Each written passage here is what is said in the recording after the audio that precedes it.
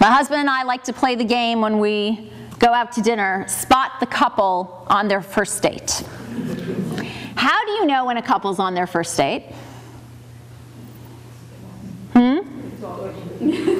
Ideally, they are talking. And woe to the restaurant if they are not talking. Because the uncomfortable silence that is taking place is so permeating, you want to start talking for them. You want just some conversation to get going. Which is why actually silence is a very interesting quality. On the one hand, nothing is more awkward than uncomfortable silence. No matter how short it lasts, even if it's a brief moment, it's always indicative that there's some kind of problem there, something awkward. There are no words to say. When there's an issue that you have with somebody, and you walk in, you can feel it right away when you can't speak to them, when it's not natural.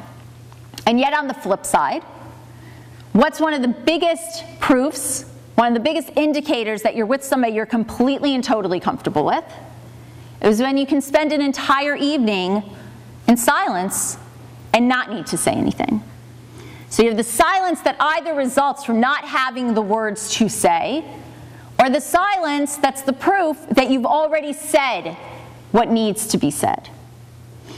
There's a cute story told of a couple that were having a full-blown fight. And like any good fight, you eventually get to the point of the silent treatment. Right? And once you're in that mode of silent treatment, nobody wants to have to break it, because to break it means you lose. You know, you were the first to speak. You had to, break the silence.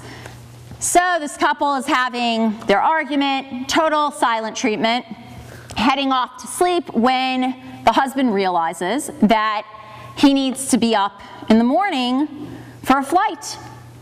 So he doesn't want to have to actually talk and ask his wife to wake him up, because that would mean he lost the fight. So he thinks he's really smart, and he writes a note. He says, "Can you please wake me up at 5 a.m.? And he leaves it by the bed. So morning comes, he wakes up, looks at his watch, and it's 9 a.m. And he is furious. He's about to ask his wife why she didn't wake him when he sees another note. Says it's 5 a.m., wake up.